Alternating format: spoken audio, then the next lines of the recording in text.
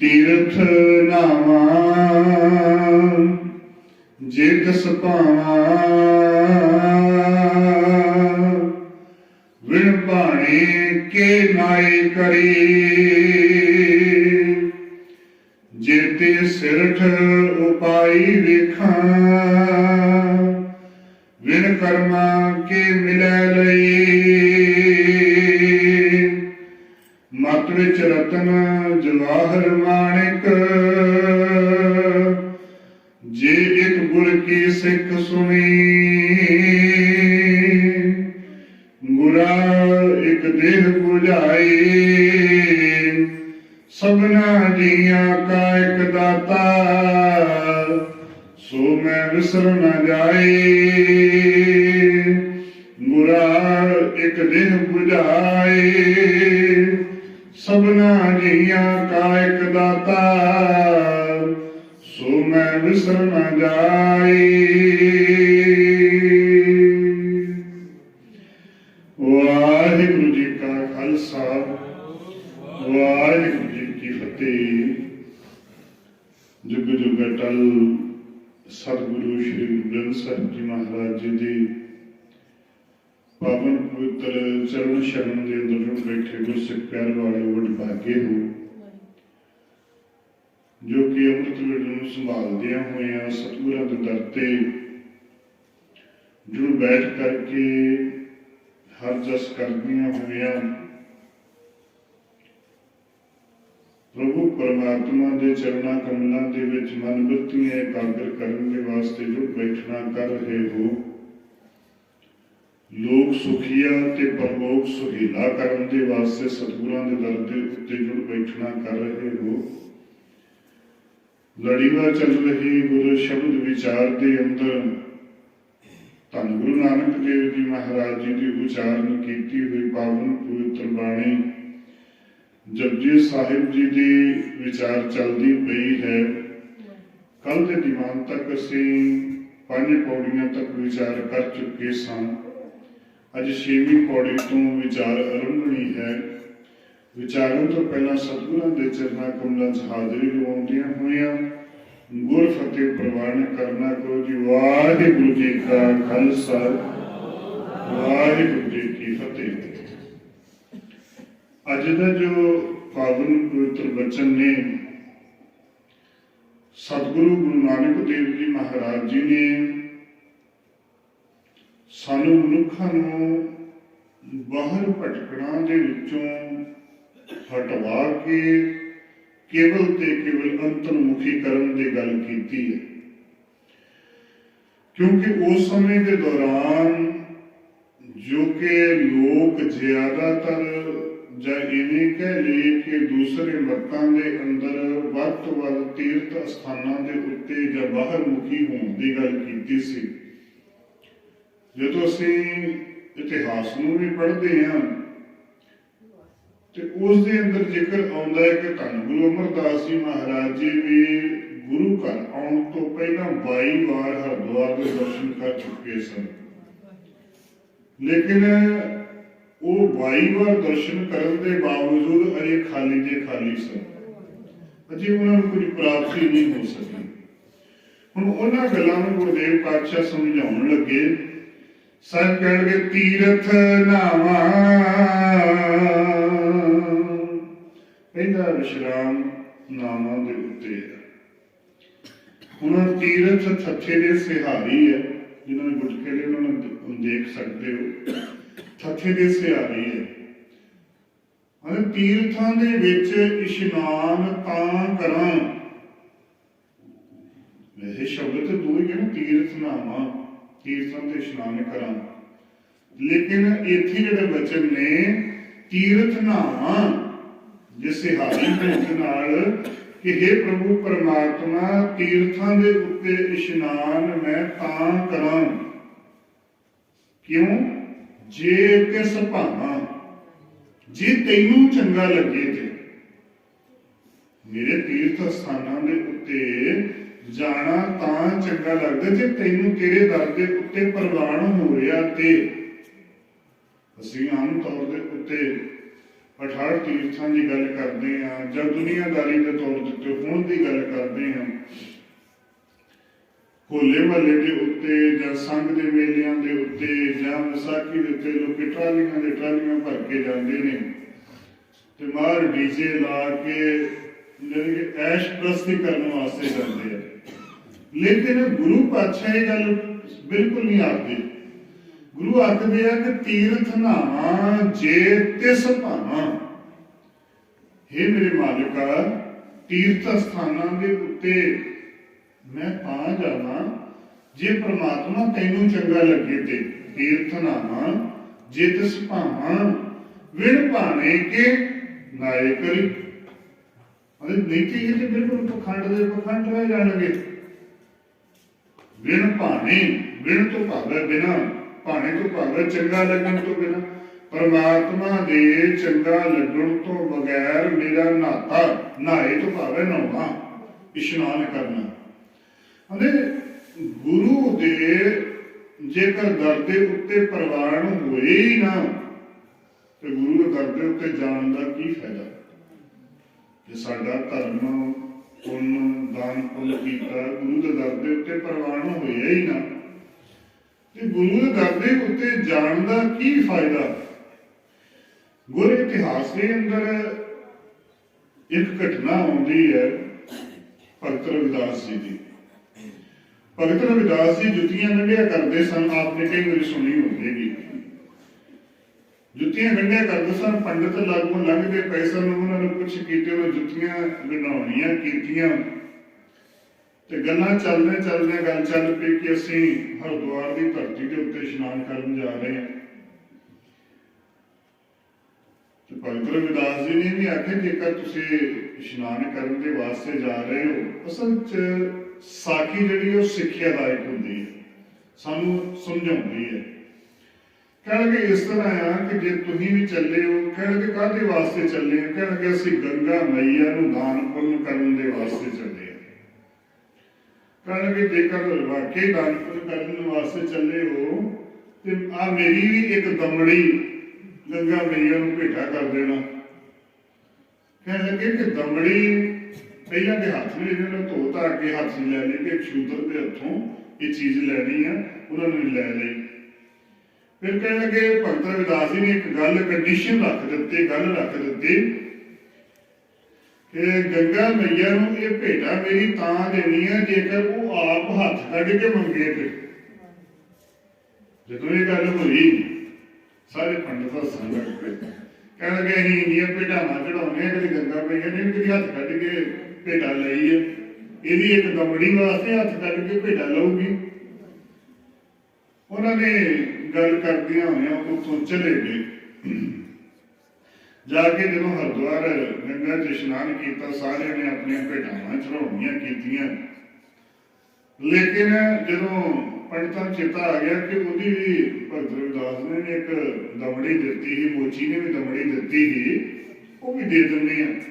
ਉਹ ਸੁੱਟਣ ਲੱਗੇ ਤੇ ਉਹ ਆਖਣ ਲੱਗੇ, ਮਨ ਦੇ ਵਿੱਚ ਆਇਆ ਕਿ ਉਹ ਤੇ ਆਖਣ ਲੱਗਾ, ਉਹ ਆਖਦਾ ਸੀ ਕਿ ਜੇਕਰ ਗੰਗਾ ਮਈਆ ਹੱਥ ਕੱਢ ਕੇ ਗੰਗਾ ਦੇ ਵਿੱਚੋਂ ਉਹ ਮੰਗੇ ਤੇ ਤਾਂ ਦੇਣੀ ਭੇਟਾ। ਇਹਨਾਂ ਨੇ ਸੁੱਟੀ ਨਹੀਂ, ਦਮੜੀ ਸੁੱਟੀ ਨਹੀਂ ਗੰਗਾ ਦੇ ਵਿੱਚ। ਆਮ ਤੌਰ ਤੇ ਅਸੀਂ ਪਾਣੀ ਦੇ ਵਿੱਚ ਪੈਸੇ ਸੁੱਟ ਦਿੰਦੇ ਆ ਨਾ, ਉਸਨੇ ਪੈਸੇ ਸੁੱਟੇ ਨਹੀਂ। ਉਹਨਾਂ ਨੇ ਆਵਾਜ਼ ਦਿੱਤੀ ਕਿ ਗੰਗਾ ਮਈਆ ਤੁਹਾਡਾ ਇੱਕ ਸ਼ਰਧਾਲੂ ਸਿੱਖ ਨੇ ਇਸ ਤਰੀਕੇ ਨਾਲ ਇੱਕ ਦਮੜੀ ਦਿੱਤੀ ਹੈ ਤੇ ਤੁਸੀਂ ਪ੍ਰਵਾਨ ਕਰਿਓ। ਤੇ ਜੋ ਪੁਰਾਤਨ ਗ੍ਰੰਥਾਂ ਦੇ ਵਿੱਚੋਂ ਹਵਾਲਾ ਮਿਲਦਾ ਹੈ ਕਿ ਗੰਗਾ ਮਈਆ ਆਪ ਪ੍ਰਗਟ ਹੋਏ, ਇੱਕ ਦੇਵੀ ਦੇ ਰੂਪ ਦੇ ਵਿੱਚ ਪ੍ਰਗਟ ਹੋਈ ਤੇ ਆਪ ਮੰਗ ਕੇ ਭਗਤ ਰਵਿਦਾਸ ਦੇ ਕੋਲ ਭੇਟਾ ਲਈ ਤੇ ਉਹਦੇ ਬਦਲੇ ਉਹਨਾਂ ਨੂੰ ਕੰਗਣ ਵੀ ਦਿੱਤਾ। ਉਹ ਸਾਖੀ ਲਮੇਰੀ ਹੋ ਜਾਏਗੀ। ਕਹਿਣ ਤੋਂ ਭਾਵ ਹੈ ਕਿ ਉਹਦੀ ਆਪ ਪ੍ਰਵਾਨ ਕੀਤੀ, ਉਹ ਭੇਟਾ ਆਪ ਪ੍ਰਵਾਨ ਕੀਤੀ।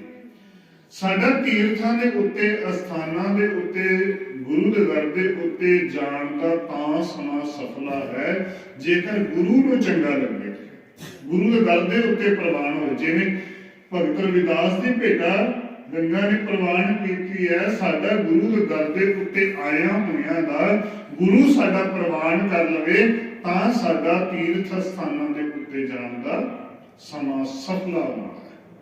ਤੀਰਥ ਨਾ ਜੇ ਤਿਸ ਭਾਵਾਂ ਵਿਣ ਭਾਣੇ ਕੇ, कके लावा नहीं, कके सिहाई, कके सैके के नाए करी। जेकर असी गुरु दे दर दे उत्ते जाके इशनान करते हैं, गुरु के दर दे उत्ते जान का सफला तां है जे मन करके गुरु के दर दे उत्ते जाते हैं। तन करके नहीं, मन करके गुरु के दर दे उत्ते जाते हैं। साहिब कहने लगे जेते सिरठ उपाई वेखा। गुरु के दर दे उत्ते जान दे नाल होएगा कि हुण साडे मन दे अंदर सवाल पैदा होएगा कि गुरु के दर दे उत्ते जान दे नाल की हुंदा है। कहलगे जेती सिरठ, सिरठ तो भाव सृष्टि, जिन्नी भी पैदाइश हुई है सारे संसार की, जेती सिरठ उपाई वेखण, वो प्रभु परमात्मा उपा के पैदा करके सारा कुछ वेख लिया है। संसार के उत्ते जिन्नी भी उत्पत्ति है, गुरबाणी के अनुसार, विद्वाना के अनुसार चार तरह की उत्पत्ति है, चार तरीके के नाल पैदाइश होती है। अंडज, जीरज, सेतज, उत्पज। अंडज तो भाव है जिहड़े जीव आंडिया के द्वारा पैदा होते हैं। सेतज तो भाव है जिहड़े पसीने के द्वारा पैदा होते हैं। उत्पज, उत्पज तो भाव जिहड़े जमीन के विचों पैदा होते हैं बीजां के द्वारा। ते जेरज तो भाव जिहड़े जेल के द्वारा पैदा होते हैं, जिवें बछड़े ने, मनुख ने जेल के द्वारा पैदा होते हैं। ये चार तरीकों के नाल सारी सृष्टि की पैदाइश होती है। साहिब कहणगे जेती सिरठ उपाई वेखा, विण कर्मा के मिला लई। जिन्नी भी सारी सृष्टि पैदा होती है ना, ये बिना कर्मा तो ये किसी नूं प्राप्त नहीं हो सकते। जेकर साडे संबंध जुड़े ने ना, असी कोई भैन भरा हाँ, जां मां प्यो हाँ, जां किसी के गुरु चेले हाँ, जिन्ने भी साडे एक दूजिਆਂ ਦੇ ਨਾਲ संबंध है, ये साडे पूर्वले जन्मां के संबंध ने। सच्चे पातशाह गुरबाणी के वचन आਉਂਦੇ ਨੇ, केतियां के बाप, केतियां के बेटे, केते गुर चेले हुए। पता नहीं असी किन्नियां दे बाप बने आ, किन्नियां दे गुरु बने आ, किन्नियां दे चेले बने आ, सानू नहीं पता। लेकिन ये जिहड़े साडे संबंध ना, मेल मेल विछड़ जुड़े, केतियां के बाप, केतियां के बेटे, केते गुर चेले हुए। पता नहीं कितने बार असी किसी दे गुरु चेले सारा कुछ बने हुए हैं। ये कर्मा दे करके, क्योंकि बिन कर्मा किछ पाई है नाही, जे बहुत तेरा ताप है। इंसान बेशक जेकर साडे कर्म नहीं बनते, कर्म असी आप बनाने हैं। देखो कई बारी गल कर देंगे ने, जे कर्मां की गल आउंदी है कि आपे मालिक दे दूंगा, की लोड़ सानू को कर्म दी, वो नैगेटिविटी आ जाती है। कई बारी बच्चे भी आते भी जे साडे कर्मां च ये है नहीं आ, जे साडे कर्म पढ़ना नहीं, ये जरूर पढ़ना है नहीं। गुरु पातशाह ये गल आखदे ने कि उद्यम करेंदियां जीवो तू कमावदियां सुख पुंज, ध्याने दियां तू प्रभु नानक पुत्री चिंत। उद्यम तैनू खुद करना पैना। उद्यम ना करिए तो रोटी भी तोड़ के मुंह च नहीं पा सकते, उद्यम तो आप ही करना पैना है ना। जेकर रोटी बनाने वास्ते भी पहला कणक बीजांगे, वड्डांगे, होगी, फिर वड्डांगे, फिर उन्हें पियावांगे, फिर आटा पी के फिर रोटी बढ़ेगी, सारा कुछ प्रकरण के अनुसार फिर जाके भोजन खावांगे। कितना लंबा प्रकरण है। जे आखेंगे पे अपने आप रोटी मुंह च पै जाए नहीं हो सकता, वो वास्ते उद्यम आप करना पैना। इसी तरह परमात्मा अपने आप नहीं किसी ने मिलता। परमात्मा है सारिਆਂ ਦੇ ਵਿੱਚ है, परंतु ਉਹਨੂੰ मिलने वास्ते उद्यम सानू आप करना पैना। जे आखेंगे बाणी पढ़िए ना, सेवा करिए ना, सिमरन करिए ना, तो परमात्मा सानू अपने आप मिल जे, अपने आप नहीं मिलना। ਉਹਦੇ वास्ते सानू मेहनत करनी पैनी है, मेहनत मुशक्कत करनी पैनी है। तो साहिब कहने लगे कि विण करना किछ पाइए नाही, जे बहुत तेरा तार है। जे बहुत भज्जा भी इंसान फिरे तो कर्मां तो बगैर प्राप्त नहीं होना। कर्म सानू आप बनाने पैने। ਤੇ ਮੇਰੇ ਸਤਿਗੁਰੂ ਜੀ ਕਹਿਣ ਲੱਗੇ ਕਰਮ ਬਣਾਉਣ ਵਾਸਤੇ ਕੀ ਕਰਨਾ ਪਵੇਗਾ। ਹੁਣ ਕਰਮ ਕਿੱਦਾਂ ਬਣਾਉਣੇ ਪੈਣਗੇ। ਗੁਰਦੇਵ ਪਾਤਸ਼ਾਹ ਕਹਿਣਗੇ ਮਤ ਵਿੱਚ ਰਤਨ ਜਵਾਹਰ ਮਾਣਿਕ, ਜੇ ਇੱਕ ਗੁਰ ਕੀ ਸਿੱਖ ਸੁਣੀ। ਸਾਹਿਬਾਂ ਨੇ ਅੱਜ ਦੂਸਰੀ ਗੱਲ ਬਹੁਤ ਵੱਡੀ ਜੀਵਨ ਦੇ ਵਿੱਚ ਕਹਿ ਦੇਣਾ ਕੀਤੀ। ਕਹਿੰਦੇ ਮਤ ਵਿੱਚ, ਮਤ ਤੋਂ ਭਾਵ ਸਾਡੀ ਬੁੱਧੀ, ਸਾਡੀ ਸੋਚ, ਸਾਡੀ ਸਮਝ। ਮਤ ਵਿੱਚ ਰਤਨ, ਮਤ ਤੱਕੇ ਦੇ ਸਿਹਾਰੀ ਹੈ। ਮਤ ਭਾਵ ਬੁੱਧੀ, ਸੋਚ, ਸਮਝ। ਵਿੱਚ ਭਾਵ ਮਤ ਦੇ ਵਿੱਚ, ਬੁੱਧੀ ਦੇ ਵਿੱਚ ਕੀ ਹੈ ਵਿੱਚ ਸਾਡੇ ਰਤਨ ਜਵਾਹਰ ਮਾਣਕ। ਤਿੰਨੇ ਚੀਜ਼ਾਂ ਸਭ ਤੋਂ ਵੱਡੀਆਂ। ਰਤਨ ਅੱਜ ਲੈਣ ਜਾਈਏ ਤੇ ਕਰੋੜਾਂ ਅਰਬਾਂ ਦੇ ਰਤਨ ਮਿਲਦੇ ਨੇ। ਜਵਾਹਰ ਮਾਣਕ ਦੁਨੀਆ ਦੀਆਂ ਸਾਰੀਆਂ ਕੀਮਤੀ ਦਰਮੁਲਕ ਹੀਰਿਆਂ ਦੀ ਗੱਲ ਕੀਤੀ ਹੈ। ਲੇਕਿਨ ਸਾਹਿਬ ਕਹਿਣ ਲੱਗੇ ਕਿ ਪ੍ਰਭੂ ਪਰਮਾਤਮਾ ਨੇ ਇਹ ਸਾਰਾ ਕੁਝ ਤੇਰੇ ਮਤ ਦੇ ਵਿੱਚ ਪਾ ਕੇ ਰੱਖਿਆ ਹੈ। ਪਰਮਾਤਮਾ ਨੇ ਸਾਰਾ ਕੁਝ ਸਾਡੇ ਮਤ ਦੇ ਵਿੱਚ ਪਾਇਆ ਹੋਇਆ ਹੈ, ਤੇ ਪਰੰਤੂ ਇਹ ਨਿਕਲਣਾ ਕਿਵੇਂ ਹੈ। ਦੇਖੋ, ਜੇਕਰ ਸਾਇੰਟਿਸਟ ਇਹ ਗੱਲ ਆਖਦੇ ਨੇ ਕਿ ਜਿਹੜਾ ਬੱਚਾ ਜਨਮ ਤੋਂ ਹੀ ਕਿਸੇ ਵੱਖਰੀ ਜਗ੍ਹਾ ਦੇ ਉੱਤੇ ਰੱਖਿਆ ਹੋਵੇ, ਬੰਦ ਕਮਰੇ ਦੇ ਵਿੱਚ ਰੱਖਿਆ ਹੋਵੇ, ਉਹਨੂੰ ਕਿਸੇ ਪ੍ਰਕਾਰ ਦਾ ਕੋਈ ਬੋਲ ਨਾ ਸੁਣਾਈ ਦਿੰਦਾ ਹੋਵੇ, ਉਹ ਗੂੰਗਾ ਹੋਵੇਗਾ, ਕਿਉਂਕਿ ਉਹ ਸ਼ਬਦ ਉਹਦੇ ਬੋਲ ਨਹੀਂ ਪਾਵੇਗਾ। ਕਿਉਂ? ਕਿਉਂਕਿ ਉਹਦੇ ਕੰਨਾਂ ਦੇ ਵਿੱਚ ਆਵਾਜ਼ ਹੀ ਨਹੀਂ ਕੋਈ ਗਈ ਹੋਏਗੀ, ਉਹ ਸ਼ਬਦ ਬੋਲੇਗਾ ਹੀ ਨਹੀਂ। ਜਿਹੜੀ ਚੀਜ਼ ਅਸੀਂ ਬੱਚਿਆਂ ਦੇ ਕੰਨਾਂ ਦੇ ਵਿੱਚ ਪਾਉਂਦੇ ਆ, ਉਹੀ ਚੀਜ਼ ਉਹਨਾਂ ਨੂੰ ਵੱਖ-ਵੱਖ ਸ਼ਬਦਾਂ ਦੇ ਰੂਪ ਦੇ ਵਿੱਚ ਤੋੜ ਕੇ ਉਹਨਾਂ ਦੇ ਬਾਹਰ ਪ੍ਰਗਟ ਕਰਦਾ ਹੈ। ਕਿਉਂਕਿ ਸਾਡੇ ਜੀਵਨ ਦੇ ਅੰਦਰ ਇੱਕ ਐਸੇ ਖਿੱਚ ਦਾ ਕੇਂਦਰ ਹੈ ਕਿ ਜਿਉਂ-ਜਿਉਂ ਗੁਰੂ, ਜਿਵੇਂ ਅਸੀਂ ਨਲਕੇ ਦੇ ਵਿੱਚ ਜਦੋਂ ਬੋਰ ਕਰਦੇ ਹਾਂ, ਥੋੜਾ ਪਾਣੀ ਪਾਉਂਦੇ ਹਾਂ, ਮੁੜ ਕੇ ਆਪਣੇ ਆਪ ਥੱਲੇ ਪਾਣੀ ਤੁਰਿਆ ਹੁੰਦਾ ਹੈ, ਮੁੜ ਕੇ ਤਾਂ ਨਹੀਂ ਪਾਣੀ ਦੀ ਲੋੜ ਪੈਂਦੀ। ਕੁਝ ਸ਼ਬਦ ਜਦੋਂ ਅਸੀਂ ਸਿਖਾਉਣ ਵਾਸਤੇ, ਜਿਹੜੇ ਅਸੀਂ ਆਖਦੇ ਨੇ ਕਿ 9ਵੀਂ 10ਵੀਂ ਤੱਕ BA ਤੱਕ ਬੱਚੇ ਨੂੰ ਪੜ੍ਹਾਓ, ਬਾਅਦ ਦੇ ਵਿੱਚ ਦੇਖੋ 12ਵੀਂ BA MA ਤੱਕ ਪੜ੍ਹਦੇ ਨੇ ਬੱਚੇ, ਕਾਲਜਾਂ ਦੇ ਵਿੱਚ ਜਾਂਦੇ ਨੇ, ਯੂਨੀਵਰਸਿਟੀਆਂ ਜਾਂਦੇ ਨੇ, ਲੇਕਿਨ ਬਾਅਦ ਦੇ ਵਿੱਚ ਜਦੋਂ ਅਗਲੀ ਪੜ੍ਹਾਈ PhD ਦੀ ਪੜ੍ਹਾਈ ਹੁੰਦੀ ਹੈ ਜਾਂ DL ਦੀ ਪੜ੍ਹਾਈ ਹੁੰਦੀ ਹੈ, ਉੱਥੇ ਉਹਨਾਂ ਨੂੰ ਕੋਈ ਪੜ੍ਹਾਉਂਦਾ ਨਹੀਂ ਹੈ। ਉੱਥੇ ਆਪ ਥੀਸਿਸ ਤਿਆਰ ਕਰਨੇ ਪੈਂਦੇ ਆ, ਆਪ ਉਹਨਾਂ ਦੇ ਉੱਤੇ ਖੋਜਣਾ ਪੈਂਦਾ ਹੈ, ਵੀ ਆਪ ਖੋਜ ਕੇ ਲਿਖਣਾ ਪੈਂਦਾ ਹੈ। ਹੁਣ ਗੁਰਬਾਣੀ ਜਿਹੜੀ ਹੈ, ਇਹ ਗੁਰੂ ਨੇ ਮੱਤ ਸਾਨੂੰ ਦੇਣੀ ਹੈ, ਗੁਰੂ ਦੇ ਕੋਲੋਂ ਅਸੀਂ ਗਿਆਨ ਲੈਣਾ ਆ, ਬਾਅਦ ਦੇ ਵਿੱਚ ਉਹ ਗਿਆਨ ਆਪਣੇ ਆਪ ਪ੍ਰਗਟ ਹੋਣਾ ਸ਼ੁਰੂ ਹੋ ਜਾਂਦਾ। ਜਿਵੇਂ ਸਰਕਾਰ ਨੇ ਬੇਨਤੀ ਕੀਤੀ, ਅੰਤਰ ਖੂਹ ਦਾ ਅੰਮ੍ਰਿਤ ਭਰਿਆ ਸ਼ਬਦੇ ਕਾਢ ਕੀ ਆਪਨ ਹਾਰ। ਅੰਦਰ ਅੰਮ੍ਰਿਤ ਦਾ ਖੂਹ ਭਰਿਆ ਪਿਆ ਸਾਡੇ ਸਾਰਿਆਂ ਦੇ ਵਿੱਚ, ਕਿਹਨੂੰ ਬਾਹਰੋਂ ਨਹੀਂ ਮਿਲਦਾ, ਸਾਡੇ ਅੰਦਰ ਖੂਹ ਭਰਿਆ ਪਿਆ ਆ, ਤੇ ਇਹ ਸ਼ਬਦ ਦੇ ਦੁਆਰਾ ਕੱਢਿਆ ਜਾਣਾ। ਗੁਰਬਾਣੀ ਨੂੰ ਜਦੋਂ ਅਸੀਂ ਪੜ੍ਹਾਂਗੇ, ਗੁਰਬਾਣੀ ਨੂੰ ਸਮਝਾਂਗੇ, ਤੇ ਗੁਰਬਾਣੀ ਦੇ ਵਿੱਚੋਂ ਸਾਰੀਆਂ ਦਾਤਾਂ ਪ੍ਰਾਪਤ ਹੋਣੀਆਂ ਸ਼ੁਰੂ ਹੋ ਜਾਣਗੀਆਂ। ਸਾਰਾ ਕੁਝ ਗੁਰੂ ਦੇ ਦਰੋਂ ਕਰੋ ਗਿਆਨ ਪ੍ਰਾਪਤ ਹੋਣਾ ਸ਼ੁਰੂ ਹੋ ਜਾਏਗਾ। ਸਾਹਿਬ ਕਹਿੰਦੇ ਮੱਤ ਵਿੱਚ ਰਤਨ ਜਵਾਹਰ ਮਾਣਕ। ਪਰਮਾਤਮਾ ਨੇ ਇਸ ਮੱਤ ਦੇ ਵਿੱਚ ਬਹੁਤ ਗਿਆਨ ਭਰ ਕੇ ਰੱਖਿਆ ਹੋਇਆ। ਦੇਖੋ, ਬਾਹਰੀ ਤੌਰ ਦੇ ਉੱਤੇ ਗਿਆਨ ਦੀ ਜਦੋਂ ਗੱਲ ਕਰਦੇ ਹਾਂ ਕਿ ਜਿੰਨੀਆਂ ਸੁੱਖ ਸੁਵਿਧਾਵਾਂ ਦੇਖਦੇ ਪਏ ਹਾਂ, ਅੱਜ ਤੋਂ ਕੋਈ 100 ਸਾਲ ਪਿੱਛੇ ਚੱਲ ਗਏ ਤੇ ਗੁਰੂ ਘਰਾਂ ਦੇ ਵਿੱਚ ਦੀਵੇ ਜਗਾ ਕੇ ਲੋਕ ਕਰਿਆ ਕਰਦੇ ਹੋ, ਤੇ ਹੁਣ ਅੱਜ ਤੋਂ 100 ਸਾਲ ਬਾਅਦ ਵੇਖੋ ਹੁਣ ਕਿੰਨਾ ਕੁਛ ਬਦਲ ਗਿਆ ਹੈ, ਤੇ ਆਉਣ ਵਾਲੇ 100 ਸਾਲ ਤੱਕ ਵੇਖੋ ਕਿ ਕਿੰਨਾ ਯਾਨੀ ਕਿ ਤਬਦੀਲ ਹੋ ਜਾਏਗਾ। ਆ 2000 ਦੇ ਵਿੱਚ ਕਿਤੇ ਵਿਰਲੇ ਟਾਵੇਂ ਕੋਲ ਫੋਨ ਹੁੰਦਾ ਸੀ, ਤੇ ਘਰ ਦੇ ਵਿੱਚ 4-4 5-5 ਫੋਨ ਇੱਕ ਕੋਲ ਬੈਠੇ, ਹਰ ਬੰਦੇ ਕੋਲ।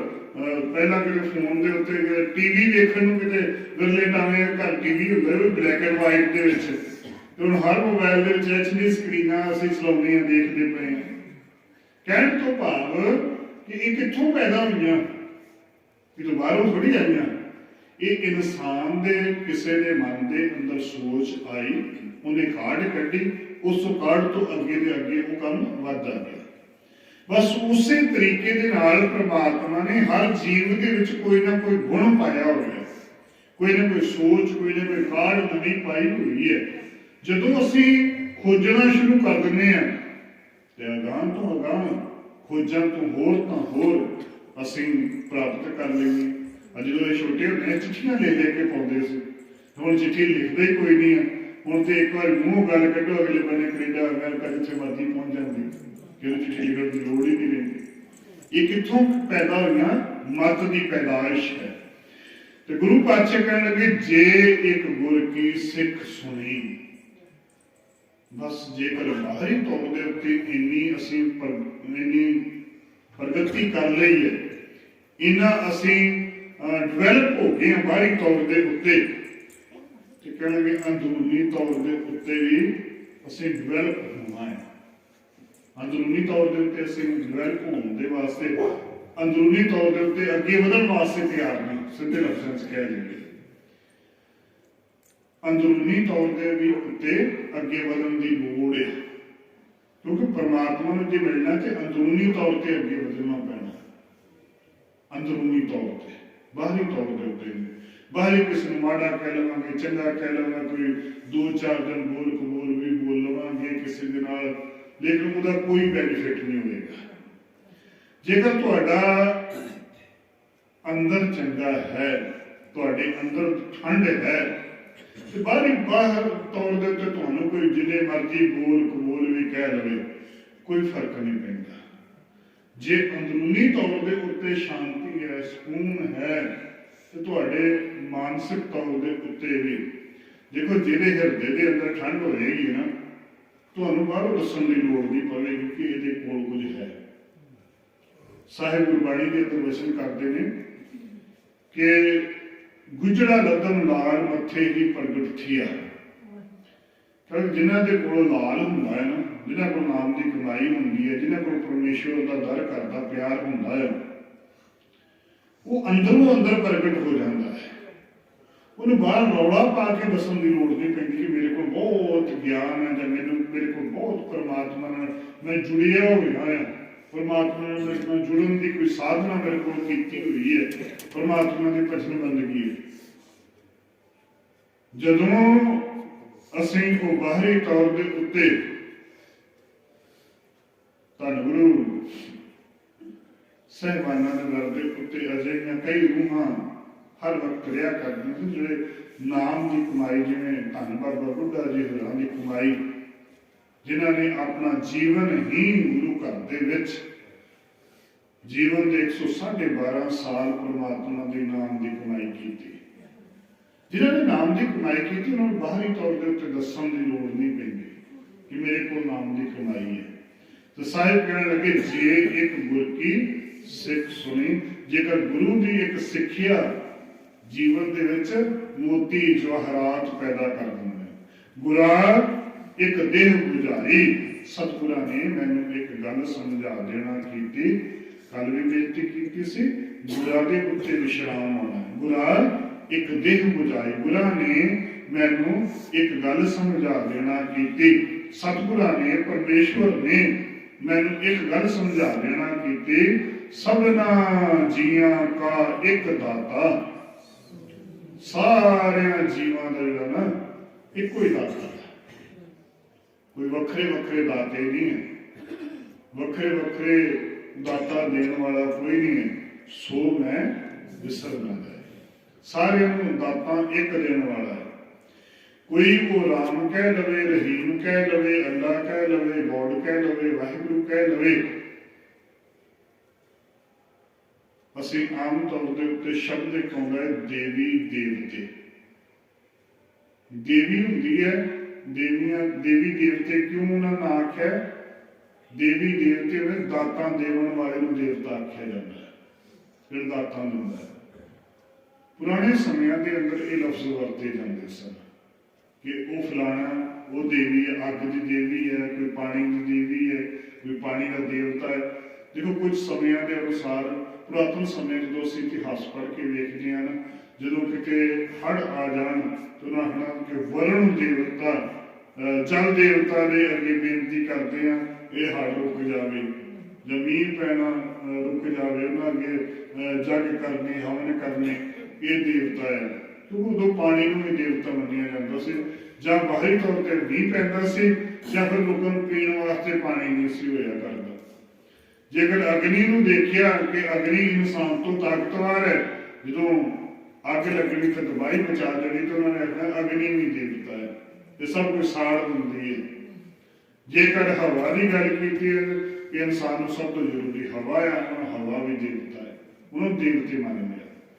लेकिन जरा असी गुरमत जी है ये गल आखदी है कि जो सारिया चीज़ों को पैदा करने वाला असी वो पुजारी हैं, जो सारिया रिजक पहुँचाने वाला है असी वो पुजारी हैं, जो सारिया दातां दे रहा असी वो पुजारी हैं, जो पैदा कर रहा संघार कर रहा, जरा वो सारिया भोजन रिजक पहुँचा रहा असी वो पुजारी हैं। वो कौन है? सबना जिया का एक दाता। दाता तो भावे दाता देने वाला, सारे जीवन जड़ा दाता दे रहा है, सो मैं विसर न जाए। ऐसे प्रभु परमात्मा मैं भुलावा ना, ऐसे परमात्मा मैं हमेशा याद रखा। जो ऐसे परमात्मा याद रखना शुरू कर देवांगे, ऐसे परमात्मा के नाल असीं जो जुड़ना शुरू कर देवांगे, तो फिर साडे जीवन के अंदर तब्दीलियां होनियां शुरू हो जाएंगी। फिर साडे जीवन के अंदर एक ऐसा मुकाम तुर पवेगा, मुकाम हासिल करने वास्ते तुर पवांगे कि जिहदे नाल साडा जीवन दे विच इन्ना क तब्दील होवेगा। देखो इंसान नूं कोई किसी नूं दे नहीं सकता बाहरी तौर के उत्ते। जेकर कोई किसी नूं दिंदा भी ना तो उहदा एहसान हुंदा है कि मैं तैनूं फलानी चीज़ दित्ती है। जे अज किसी को कोई लाख रुपया दे दे तो इंसान का एहसान रहेगा फलाने ने मैंने लाख रुपया दिता है। फिर दूजे बने ये एहसान रहेगा कि जे तो दे दिता या कोई गलबात आने वाले समय के कोई हो गई तो उस वे ना मैं तेन लाख रुपये दिता, मैनू हम लोड़ है, मैनू भी दे। तो जे ना होएगा तो वो इंसान कितों दवेगा। लेकिन वो एहसान तो हमेशा के लिए जीवन के उत्ते बन जाता ना भी मैं तेन दिता से, मैनू वो बदले मैनू भी दे। तो हम दूसरे पासे परमात्मा इन्ना कुछ दे रहा, बिना मंगिया सारा कुछ दे रहा। परमात्मा ने कभी एहसान नहीं ना किया साडे ते, परमात्मा ने कभी साडे ते एहसान नहीं किया, ते ना ही उन्हें कभी जताया है कि मैं तुहानू आ चीज़ां दित्तियां, मैनू इहदे बदले भी कुछ ना कुछ दो। परमात्मा तो इक्को ही गल आखदा है कि जेकर ए गुरसिखा तू मेरा धी ते पोते हाँ, जिन्नियां भी जीव रूपी स्त्रियां ने सारियां मेरे धियां पुत ने, ते सारियां नूं मैं इक्को ही गल आखदा हां कि मैं तुहानू जो मंगोगे मैं तुहानू देण नूं तैयार हां। जो मंगे ठाकुर अपने ते सोई सोई दे। मैं सिर्फ ते सिर्फ एक चीज मंगदा हां, जे तू मेरा होया है सब जग तेरा है, तू मेरा हो के रह। मैं तेनों थां थां दे उत्ते भटकण वास्ते नहीं जाण देवांगा, तू मेरा हो के रह। मैं तेनों सारियां दातां देण नूं तैयार हां। ते गुरु दे होण वास्ते कलगियां वाले पातशाह दे धीआं पुत्र बनने वास्ते साहिबां ने कोई गल आख देना की कि गुरु वाले जेकर बनना है तो सानू की करना चाहिए। प्रथम रहत जे जान खंडे की पाहुल शकै, सोई सिंह प्रधान अवर ना पाहुल जो है। जेकर मेरा धी पुत बनना है ना तो इको ही गल है कि खंडे बाटे का अमृत छक ले, फिर तेन सारा कुछ प्रवान हो जाएगा। जो मंगेगा मैं तेन देने को तैयार हाँ, जो भी दात मंगेगा मैं तेन देने को तैयार हाँ। हुण वो दातां किवें प्राप्त होणगियां, वो ज्ञान किवें प्राप्त होवेगा, जिहड़े अज दी पौड़ी के अंदर साहिबां ने गल समझाउणा कीती, उसकी विचार हुण अगली अवस्था की बनेगी, उसकी विचार कल के दीवान के अंदर की जाएगी। सतगुरु जी रहमत करन। इसे तरह सानू वध तो वध गुरु के दर के उत्ते हाजरियां भरन दा, वध तो वध गुरबाणी नूं समझण दा यतन करन दे विच सच्चे पातशाह रहमत करन। सानू अकीदा बना देण ताकि असीं वध तो वध गुरबाणी दे नाल जुड़ सकीए। गुरबाणी की विचार करदिआं बेअंत भुलां चुकां हुंदिआं ने, गुरु ते संगत बख्शण योग है। ਭੁੱਲ ਚੁੱਕ ਦੀ ਖਿਮਾ। ਵਾਹਿਗੁਰੂ ਜੀ ਕਾ ਖਾਲਸਾ, ਵਾਹਿਗੁਰੂ ਜੀ ਕੀ ਫਤਿਹ।